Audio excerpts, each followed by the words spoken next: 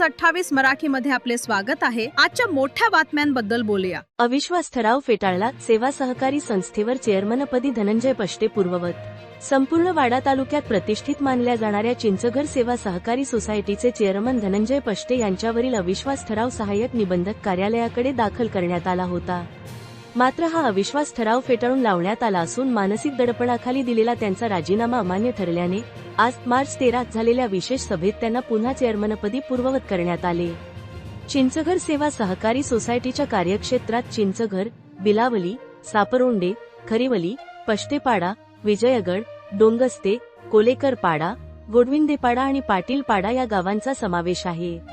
संस्थेचे एकूण 13 सदस्य असून 2 तज्ञ सदस्यांसह सदस्य संख्या 15 आहे। आज झालेल्या विशेष सभेला 10 सदस्य उपस्थित होते। उपस्थित सदस्यांनी बहुमताने धनंजय पष्टे यांची चेअरमनपदी पुन्हा निवड केली। यावेळी काही सदस्यांनी अविश्वास ठरावाचे आरोप करणारे गोविंद पाटील आणि रोहिदास पाटील यांच्यावर संस्थेमार्फत योग्य ती कारवाई करण्यात यावी अशी मागणीही सभेत केली। संस्थेची पार्श्वभूमी 1959च्या सुमारास दानपत्राद्वारे मिळालेल्या जागेवर संस्थेची एक जुनी पडकी इमारत होती। पुढील सुमारे 30 वर्षे ही इमारत वापरात नव्हती। त्यामुळे चिंचघर सहकारी सेवा सोसायटीने कुडूस येथे भाड्याने कार्यालय घेऊन अनेक वर्षे कामकाज चालवले। यानंतर काही संचालकांनी एकत्र येऊन नवीन इमारत उभारण्याचा निर्णय घेतला। सुरुवातीला या निर्णयाला काही प्रमाणात विरोधही झाला। मात्र धनंजय सदानंद पष्टे, नंदू पाटील आणि मंगेश दत्तात्रेय पाटील यांनी पुढाकार घेत कपिल पाटील यांच्या निधीतून तसेच वर्गणी व देणगीच्या माध्यमातून निधी उभारला। त्यातून सध्या पालघर जिल्ह्यामध्ये अत्याधुनिक सोयी सुविधांनी सज्ज असे वातानुकूलित कार्यालय उभारण्यात आले असून ते शेतकरी सदस्यांसाठी उपलब्ध करण्यात आले आहे। तसेच यावेळी भारतीय जनता पार्टीकडून पालघर जिल्हा उपाध्यक्षपदी निवड झाल्याने सोसायटीचे उपाध्यक्ष मंगेश दत्तात्रेय पाटील यांचा पुष्पगुच्छ व शाल देऊन यांचा सत्कार करण्यात आला। इंडिया न्यूज 28 साठी पालघर जिल्हा प्रतिनिधी किरण दुपारे यांची रिपोर्ट। संस्थेच्या काही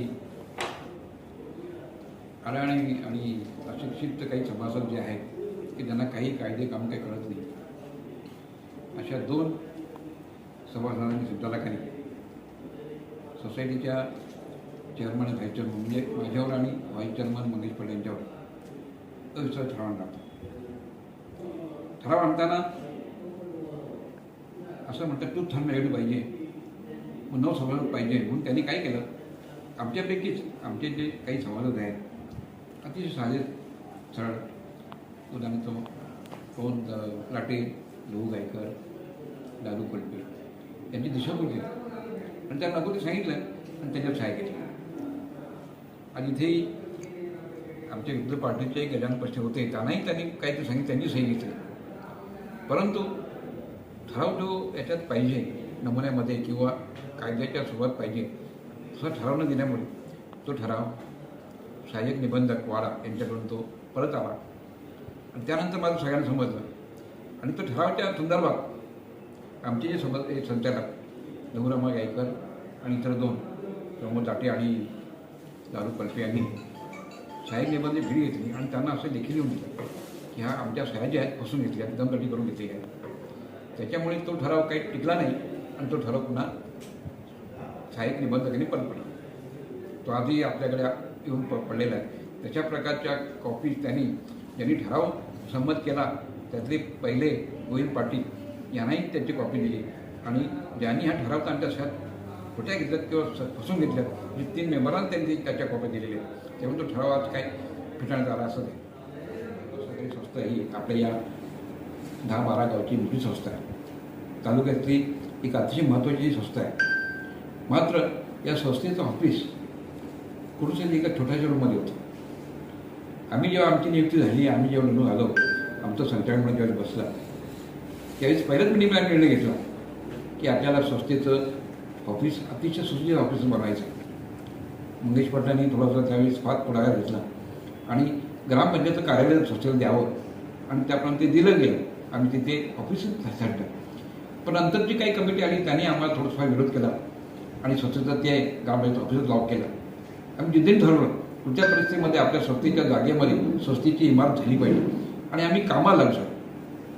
कुठल्या प्रकारची कारवाई काही केली नाही, थोडंसं स्वतःचा पैसा टाकला, हे केला, मेहनत केली, भांडणं झाली सगळी आणि ह्या ठिकाणी तुम्ही पाहताही अद्ययावत अशी ही मोठी इमारत तयार केली।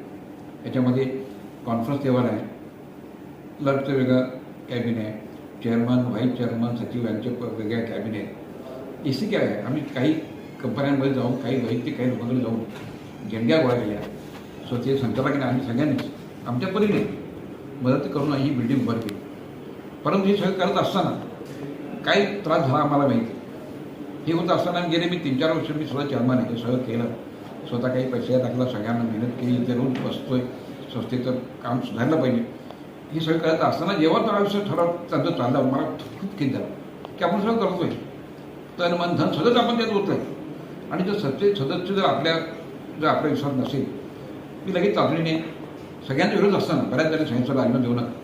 मी राजीनामा देऊ नका, आणि तो राजीनामा पुन्हा AR ऑफिसला गेला. AR ऑफिसला पुन्हा तो मंजूर इकडे आला.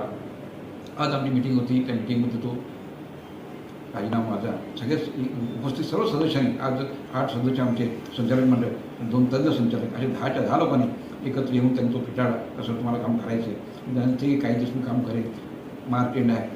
परंतु थोडंसं मनाला हे वेदना आहे, नको त्या खोट्या बातम्या दिल्या समोरच्या लोकांनी, अख्खी फॅमिली आपली दिसून झाली, मुली मुलगा सगळे, का तुम्ही इतकं चांगले काम करता आणि तुम्हाला असं समजलं जातं. त्याचं एक फार मनाला एक दुःख झालं की आपण हे सगळं समोर दिसतंय असं नाही. आणि त्याच्यामध्ये त्यांनी जे दिलं अनागोदी कारभार आणि हुकुमशाही, आपणाला सगळ्यांना माहिती आहे, मला स्वभाव कसं आहे, हुकुमशाही म्हणजे काय, आता तुम्हाला आता काय सांगितलं, काय हुकुमशाही आम्ही बघतोय, आणि अनागोदी कारभार काय. सचिवात विचारलं होतं, सचिवांना काय याच्यामधले आम्ही एका पैसा तरी भ्रष्टाचार केला काय, उलट पक्षी आमचे काही पैसे राहिले अजून ती मिळाले नाहीत, आम्ही म्हणतो ठीक मिळतील.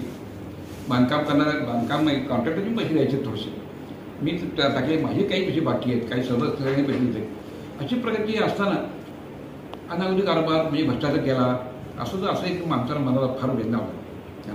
आम्ही एका सरळ साधी वर्गात जाणी माणसं आहोत, आणि त्याच्यामुळे त्या योजनेबाई तो राजीनामा दिला होता. परंतु सगळे संचालक मंडळ त्यांना सगळ्यांना माहिती आहे की आपलं काम कसं आहे, आम्ही काय करतोय, काय खातोय का पितोय, काय कुठल्या प्रकारे पैसा व्यवहार करतोय.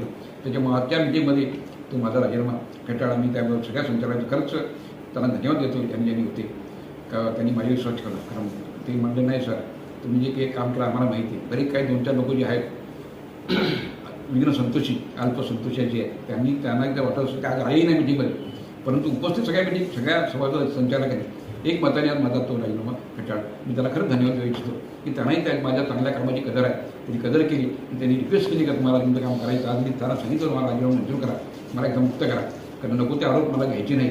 परंतु त्यांच्या त्या प्रेमापायी त्यांनी जे पाहिलेलं माझं काम, त्यांच्या त्या याच्यापायी मला ते राजीनामा मागे किंवा त्यांनीच माझा राजीनामा फेटाळला.